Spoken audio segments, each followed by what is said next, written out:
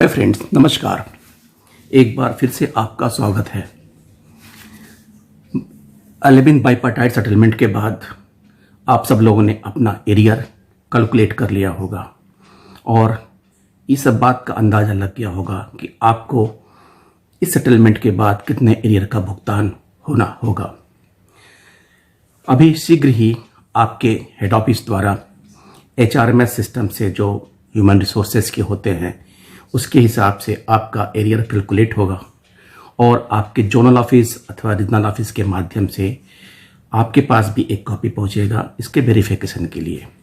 और तत्पश्चात आपके ब्रांच लेवल या रीजनल ऑफिस लेवल से वेरीफाई होने के बाद ये जोनल ऑफिस होते हुए फिर सेंट्रल ऑफिस जाएगा और वहाँ से ये उम्मीद की जाती है कि दिसंबर माह में, जैसा कि मैंने पहले भी बताया था, दिसंबर माह में आपका एरियर और सैलरी, जो सैलरी के साथ नई सैलरी, रिवाइज सैलरी मिलेगी। ये सेटलमेंट का अपडेट था। लेकिन कल 26 नवंबर को सेंट्रल ट्रेड यूनियन के आह्वान पे बैंकिंग के क्षेत्र के लिए भी स्ट्राइक के लिए कॉल किया गया था और AIB तथा अन्य कुछ यूनियन द्वारा ये कॉल किया गया था और हमारे कुछ साथियों ने इसमें पार्टिसिपेट किया।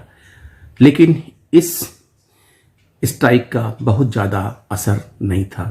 मीडिया ने कोई कवरेज नहीं दिया, जैसा कि आमतौर से बैंकिंग समस्याओं का मीडिया द्वारा कोई कवरेज नहीं किया जाता है और ना कि और भी प्रिंट मीडिया, इलेक्ट्रॉनिक मीडिया, कहीं भी इसको बहुत ज़ोर शोर से इसका कोई भाव नहीं दिया गया। फ्रेंड्स, इसमें एक बात और कहनी थी कि स्टेट बैंक ऑफ इंडिया जो हमारे नेशनलाइज बैंक का एक बड़ा हिस्सा, एक बड़ा अहम रोल अदा करता है, उसने इस स्ट्राइक में भाग नहीं लिया। अब सवाल है कि अगर हम इस तरह से बिना संगठित हुए अगर कोई स्ट्राइक का आह्वान करते हैं या क्या स्ट्राइक करते हैं तो सरकार के ऊपर क्या असर पड़ेगा, जबकि हम जानते हैं कि सरकार की नीतियों को विरोध करने के लिए हमें संगठित होने की आवश्यकता है।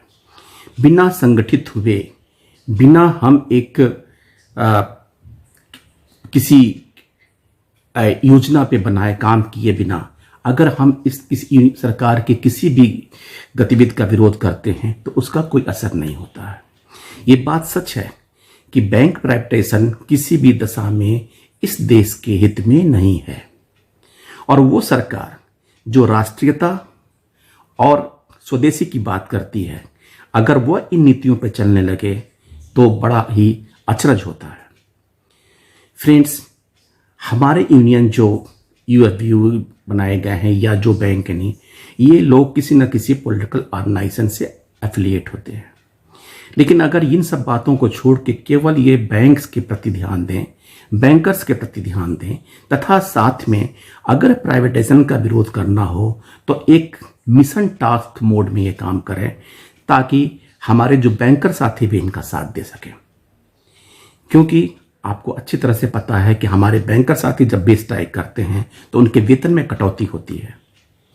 अब देखिए, सेटलमेंट हुआ नहीं, लेवी की डिमांड आ गई, फिर कटौती शुरू हो गई। लेकिन अगर हम कटौती या कोई त्याग करने के लिए तब तैयार होते हैं जब हमें इसका कोई परोक्ष प्रतिफल मिलता है। अभी आज 27 नवंबर को लक्ष्मी विलास बैंक, एक प्राइवेट बैंक जिसका नामो निशान आज से वजूद समाप्त हो गया, अब वो DBS इंडिया के नाम से बुला जाएगा। DBS इंडिया एक वो विदेशी बैंक जिसको सरकारी प्राइवेट बैंक को बचाने के लिए सरकार ने मर्जर का परमिशन दिया, जबकि Indian Kotak Mahindra bank, clicks capital तथा अन्य कई फाइनेंशियल कॉर्पोरेट कंपनियां इसको लेने के तैयार थीं।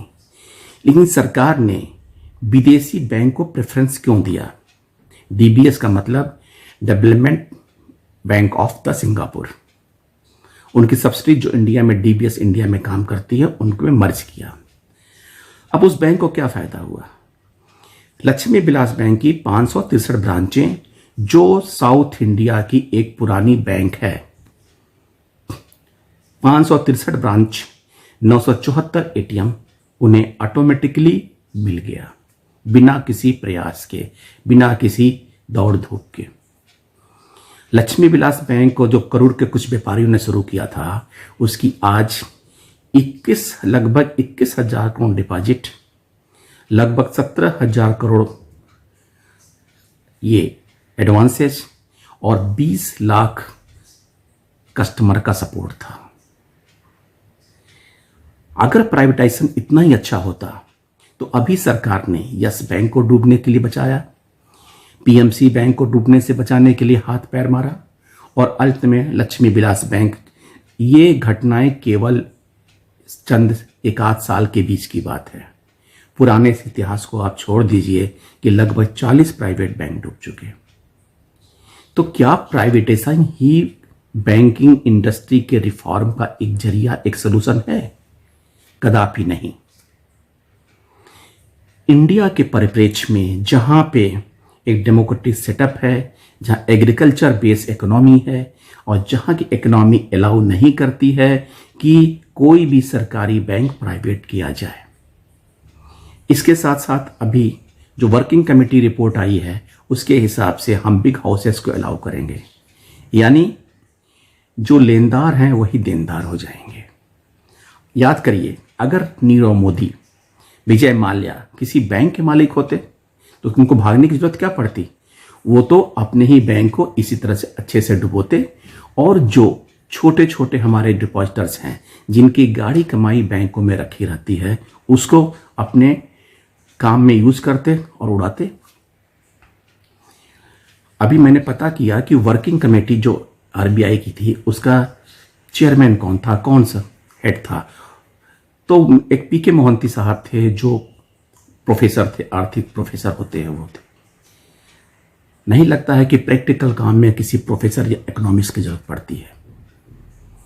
किस सोच से उन्होंने ये अपना रिपोर्ट तैयार किया है, जो 5 मेंबर और भी थे वो तो वही जाने।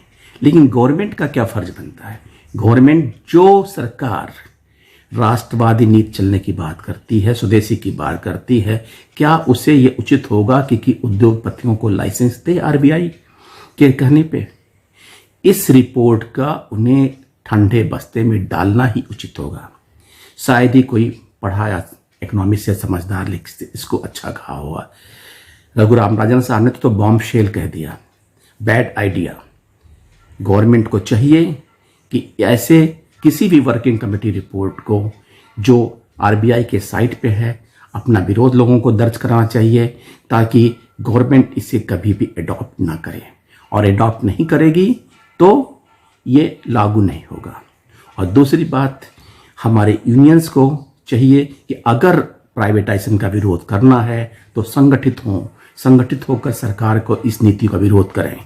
प्राइवेटाइजेशन हमारे लिए किसी भी हित में नहीं है, and not it is a solution for any difficulties या प्रॉब्लम्स। हम प्राइवेट बैंक, हम सरकारी बैंक अभी भी प्रॉफिट में चल रहे हैं। थोड़ी सी इनको रिफ्रेम की जरूरत है, थोड़ी सी रेगुलेशन, स्ट्रिक्ट रेगुलेशन की जरूरत है, ताकि हमारा कोई भी बैड लोन ना होने पाए। फ्रेंड्स, आज की वीडियो में इतना ही। नेक्स्ट वीडियो में मैं अपडेट के साथ, तब तक अपना ख्याल रहिए, स्वस्थ रहिए। धन्यवाद।